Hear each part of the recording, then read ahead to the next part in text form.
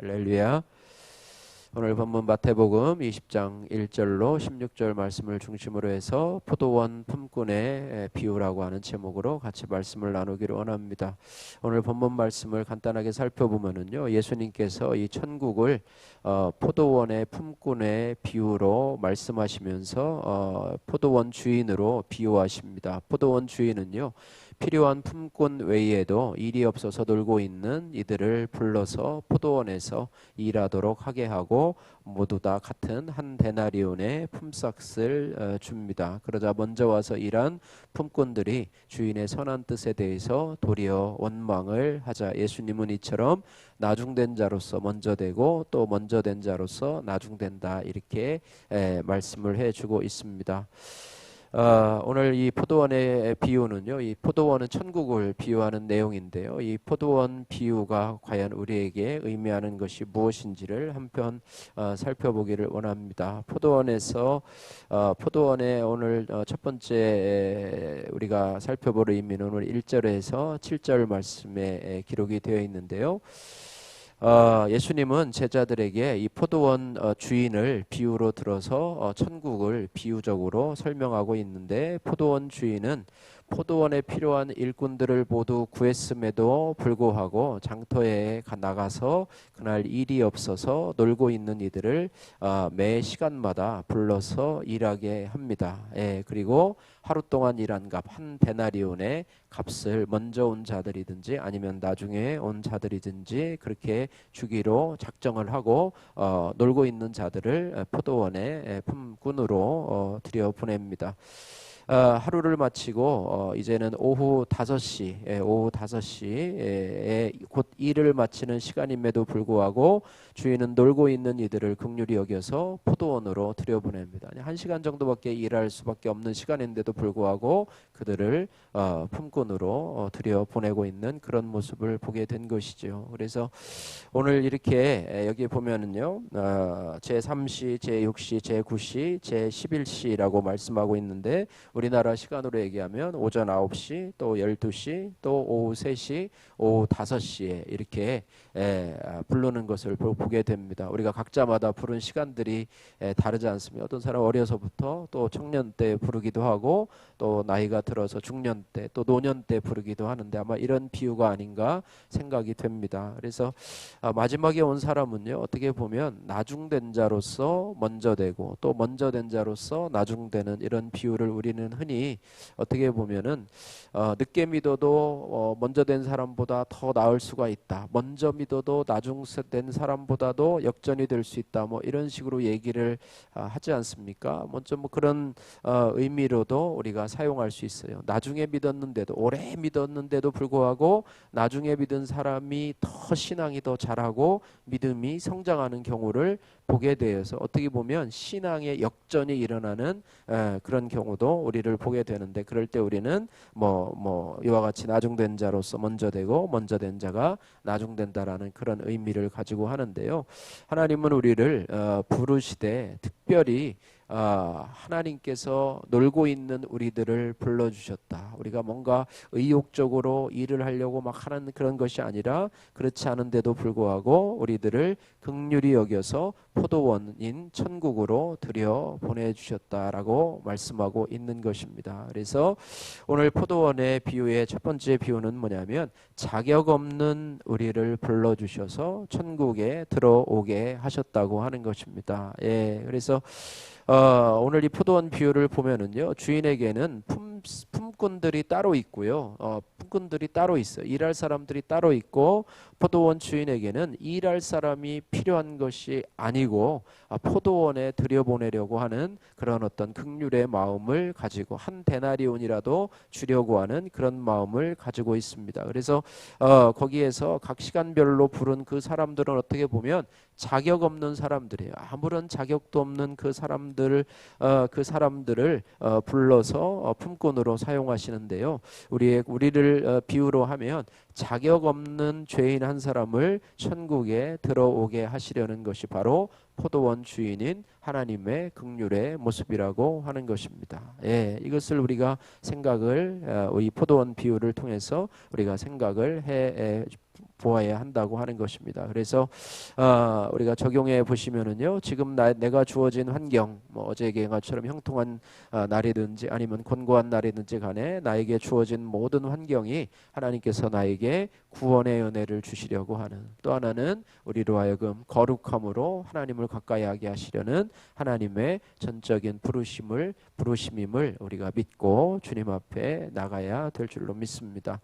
두 번째로 8절에서 12절 말씀에 오늘 두 번째 우리 포도원 비유의 그런 의미에 대해서 말씀해 주고 있는데요. 8절에서 12절 말씀 한번 같이 한번 또 생각하며 읽어보도록 하겠습니다. 8절에서 12절 말씀입니다. 저물매 포도원 주인이 청지기에게 이르되 품꾼들을 불러 나중 온 자로부터 시작하여 먼저 온 자까지 삭슬 주라 하니 제 11시에 온 자들이 와서 한 데나리온씩 받거늘 먼저 온 자들이 와서 더 받을 줄 알았더니 그들도 한 데나리온씩 받은지라. 받은 후 집주인을 원망하여 이르되 나중 온 이 사람들은 1시간밖에 일하지 아니하였거늘 그들을 종일 수고하며 더위를 견딘 우리와 같게 하였나이다. 포도원 주인이 청지기에게 품꾼들을 불러서 이렇게 합니다. 나중 온 자로부터 시작해서 먼저 온 자까지 삭슬을 주는데 모두 다 한 데나리온씩 주라 이렇게 말해. 하루 품삯을 주는 것이죠. 그런데 먼저 온 자들이 와서 보니까 또 나중에 잠깐 와서 있었는데 이 사람하고 아침부터 와 있던 우리하고 똑같이 주는 것을 보니까 막 원망하고 불평을 한다고 말씀하는 것이죠. 어떻게 보면 이것은 상급의 개념이 아니고요, 구원의 개념이라고 볼 수가 있습니다. 물론 상급은 차별이죠, 그죠? 상급은 하나님 앞에 헌신한 대로 하나님이 우리에게 합당한 대로 주시는데요, 이것은 구원의 은혜를 의미하기 때문에 구원의 은혜는 동일합니다, 그죠? 구원의 은혜는 동일해요. 그래서 그렇게 하는데요, 어떻게 보면 이들이 먼저 와서 수고한 자들이 어떻게 보면 포도원에 들어와서 하루 일한 것에 대해서 감사를 하고 만족을 하고 이렇게 해야 되는데 원망하고 불평하는 것이죠.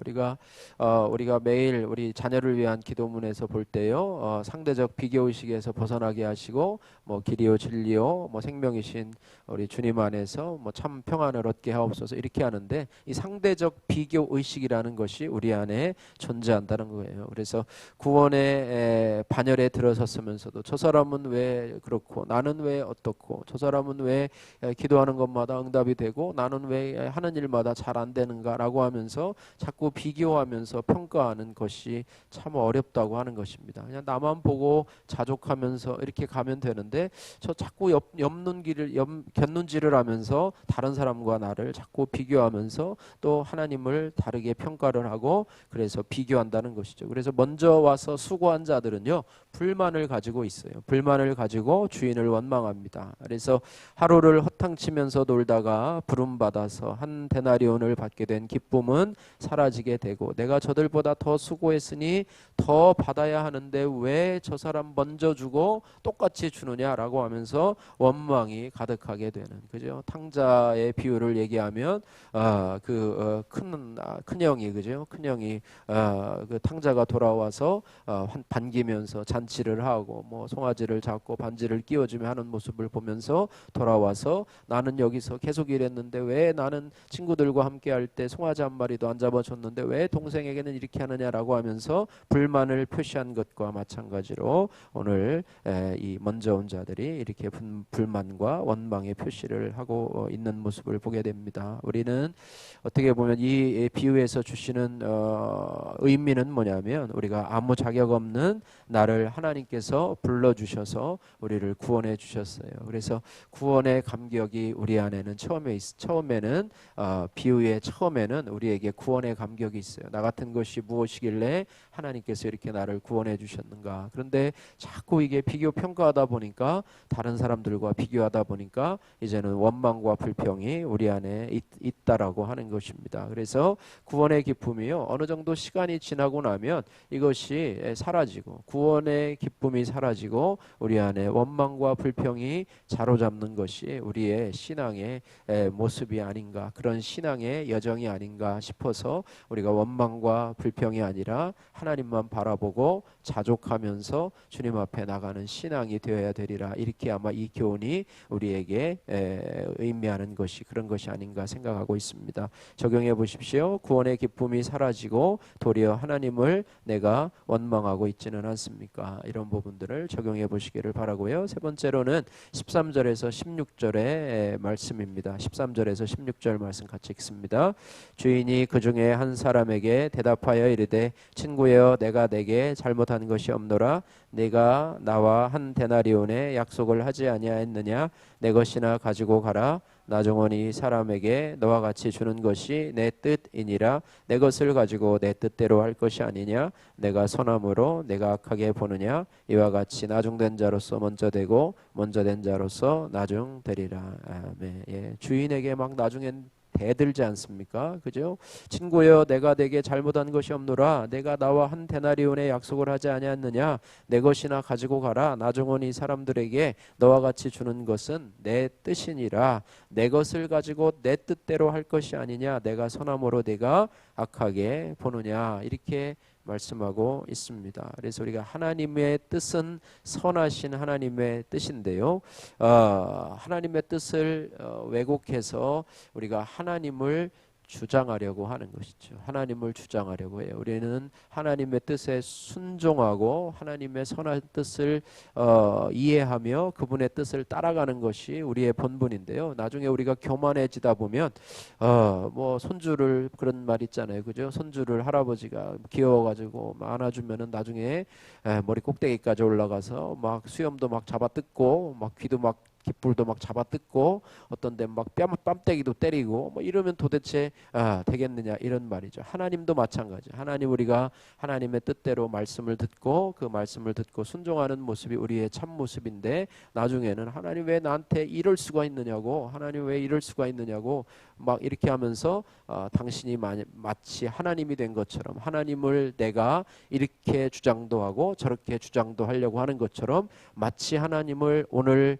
이 먼저 온 자가 악한 뜻으로 모는 것처럼 악한 주인처럼 생각하는 것처럼 하나님을 몰아붙이려고 하는 교만함이 우리에게 싹쓸 수 있기 때문에 우리는 하나님 앞에서 좀 돌아봐야 된다 이렇게 말씀하고 있습니다. 그래서 먼저 온 자들은요 포도원 주인의 선한 뜻을 헤아리기보다는 자신들의 수고만을 내세우는 자기 입장만을 내세우는 거죠. 그래서 기쁨을 잃은 채 주인을 악하다고 평가하면서 돌아갑니다. 모든 삶을 주어도 바꿀 수 없는 영생을 선물로 받았음에도 불구하고 내 눈앞에 주어지지 않은 작은 것들로 인해서 영생에 비교하면 우리 삶에 일어나는 그런 작은 일들은 너무나 그것에 비유하면요 티끌과도 같은 그런 일이죠. 당장 우리 앞에는 힘들고 어려운 일들이 있다 하지만은 그것을 좀 더 넓혀 보면 그것을 통해서 합력해서 선을 이루실 하나님을 바라본다고 하는 것입니다. 내 인생은요 내 뜻대로 흘러가면 뭐 얼마나 좋겠습니까? 내 뜻대로 흘러가고